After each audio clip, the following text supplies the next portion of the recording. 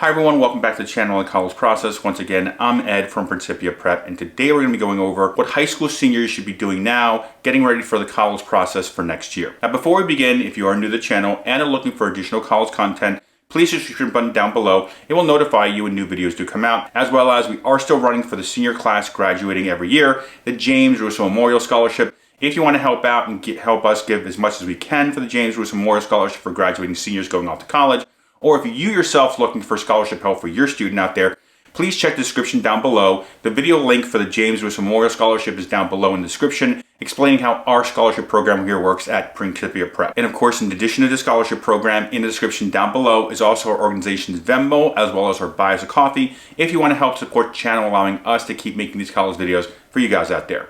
And all that being said, let's jump right into today's video, what high school seniors should be doing now, getting ready for the college process for next year. Now right off the bat, there's a lot of stuff happening in the world of college before your student leaves from the high school senior year into freshman year. Obviously this year is a lot different from most other years because of SAT optional situations changing, as well as FAFSA delays, financial aid form issues, and everything else going on in the world of college admissions and financial aid. Now all that being said, I'm going to be going through all these different topics here today, basically explaining what seniors should be doing now before the spring comes, as well as what they should be doing in spring before they head off to college. Because there's a lot of stuff happening out there and a lot of changes to the entire process, admissions, financial aid, so on and so forth. Now right at the top, obviously the big elephant in the room is the issue with the FAFSA form, because it keeps getting delayed. Now, if you haven't done the FAFSA form because you're waiting to hear that the FAFSA is completely fine, everything's going well, and so on and so forth, I would not be doing this. I would be trying to get the FAFSA form out as soon as possible, because even if you send your FAFSA in and there's any issues with the computer system, the reality is it time stamps when you send it in. So that way you're not missing any deadlines. Now, when it does come to the FAFSA form, they have been pushing back the deadlines across the board. Both public schools, private colleges, as well as the states that require the FAFSA form for in-state consideration of financial assistance, all these people have been pushing back the deadlines. This is mostly because many colleges realize there's certain students that can't even fill out the form, certain students who've made mistakes in the forms and they can't access them, because once you submit the FAFSA form, it goes into a review process, and some parents who've submitted the form in January, even in February, are still waiting for the form to get through review. Now, this is commonplace now. So if you're wondering, I sent my forms in January, it's still in review every time I go in there, is something wrong? The reality is very likely there's nothing wrong with what you've done in the FAFSA. What's probably going on, unfortunately, is the system is still having a lot of issues trying to resolve itself in getting the FAFSA forms processed and then sent off to the colleges.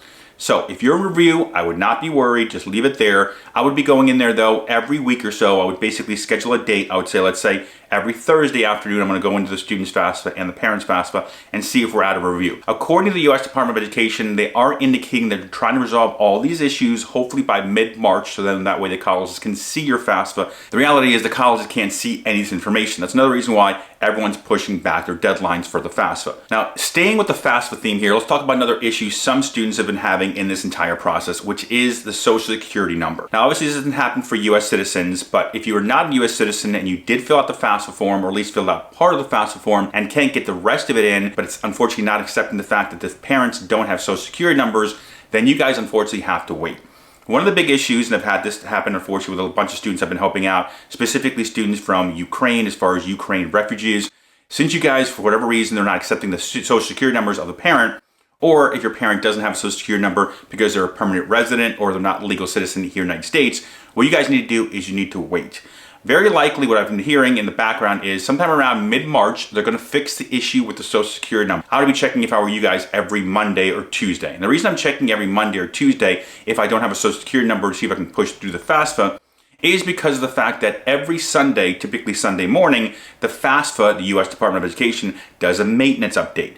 Those maintenance updates are basically putting in stuff in the system to hopefully resolve the issues. Hopefully, as they're saying from the U.S. Department of Education, these issues will be resolved by mid-March at the latest for you guys out there. Now, kind of sticking with that theme as well, but going in a different direction from the FAFSA, some of you may be thinking, well, when do we need to deposit? When do we need to put money down on the college to decide and say to them, this is where we're going?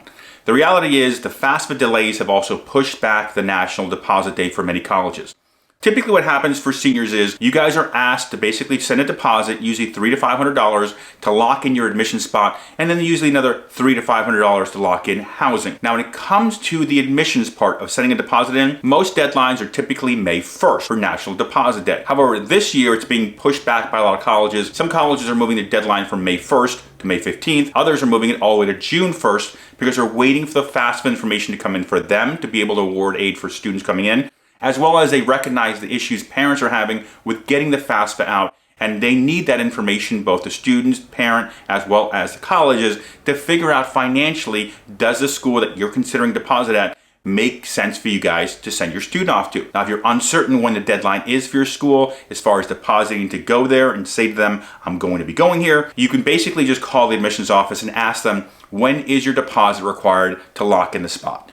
If they say it's due May 1st and you still haven't heard anything, you feel a little bit constrained because you want a little bit more time to figure out financially, does this make sense to appeal, negotiate, to also go see the campus again, then I would definitely ask for extension if they haven't already put one in at the colleges you guys are considering. And now, sticking with the financial aid theme, another thing you want to be considering right now is the financial aid consideration from another point of view.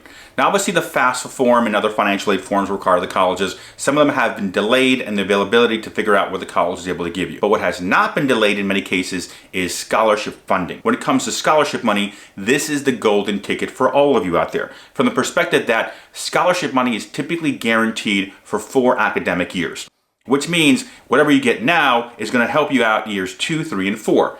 Financial aid from a need-based perspective, which is where the grant money comes based on the financial aid forms, changes every year depending on the family's income, assets, in certain situations. So for me, I want to make sure to enhance the scholarship money. So how do I do that? You appeal. You ask for more. Now, if you're looking for more insight about how to appeal, how to get more money, so on and so forth, very simple. We have this video right here that talks about who should be appealing for more scholarship money, how to appeal, and which ways work. Now, this video here, the description down below is the link. So if you want to watch this video after this one, it's going to basically walk you step by step on how to appeal and ask for more scholarship money, as well in some cases how to appeal for more grant money when that money comes in as well. So that way you guys can maximize your financial aid packages when your students go off to college for the first year. Now, sticking with the scholarship theme, another thing you should be looking at doing right now is checking with the guidance office or college advising office at your high school about local scholarships. Right now, the January, February, March timeframe is when local scholarship money comes out. And local scholarship money is typically the key because local scholarships are a lot more abundant with a lot less competition than the big guys like the Coca-Cola scholarship, the duct tape scholarship, and so on and so forth.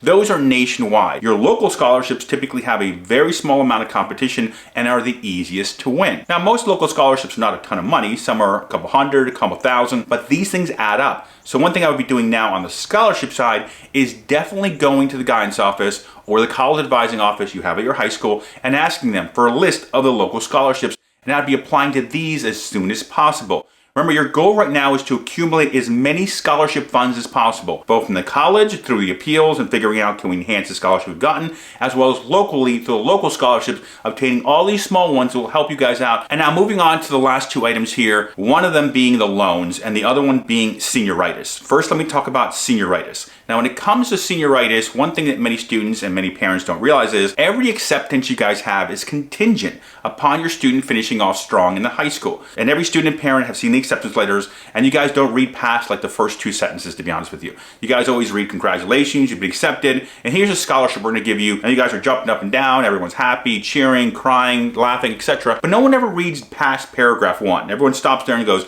we got in, we're done, we're good to go. It's not the way it works. If you go a little bit further down, it's going to say somewhere in that acceptance letter, this is contingent, your acceptance, on satisfactory academic progress, i.e. maintaining what you've been doing throughout high school. If your senior completely loses their mind, or if seniors watching this today, if you completely lose your mind and then stop doing anything, stop going to class, stop doing homework, or go from an A student down to a C or D student, they can rescind your acceptance. This happens all the time. So if you're an A student, go down, let's say a B level, that's okay. But you cannot go from an A student down to a C. You cannot go from a B to a D. You can definitely not fail any courses because that's like a death nail. You're basically asking them to rescind. So it's just something to think about. Let's finish off strong, and that way we don't have any issue. And then of course, the last thing on almost every parent's mind, not the students, but very likely just the parents, is what should we do about loans? Where should we be shopping around to get loan information to help pay for this college education for the fall and spring semester? That being said, it's way too early right now to look at loan stuff. For you guys out there, when you guys start doing the loan stuff, by the way, I do put a video out in June about which loans are the best to kind of consider and look at as far as interest rates, terms, and conditions to help you guys pay for college. I would be waiting until June because that's also when the bill comes, so you know what you need to take out. Right now, don't worry about loan stuff. Let's get the other stuff I talked about done first, and then focus on the loans in June and July, because most payments are due, most loans are due by August 1st, and pretty much every loan, by the way, takes 15 to 20 minutes to do and get approved, so they're very easy to do, and then the next day the school can see your loans in place. Now, all that being said, if you guys enjoyed today's video, please leave us a like. It does help the channel. Any comments below, I definitely appreciate it. It also helps the channel as well. And other than that, on the screen is my contact information. If you guys need help, I do help out families with the admissions and financial aid process, the entirety of it. No matter what you need help with on the college side, please reach out. That's my cell phone number. The easiest way to reach me is text message. Second is through email. You can call, but typically email or text is the fastest way to reach me. And other than that, thank you guys for watching today's video. Once again, my name is Ed from Principia Prep.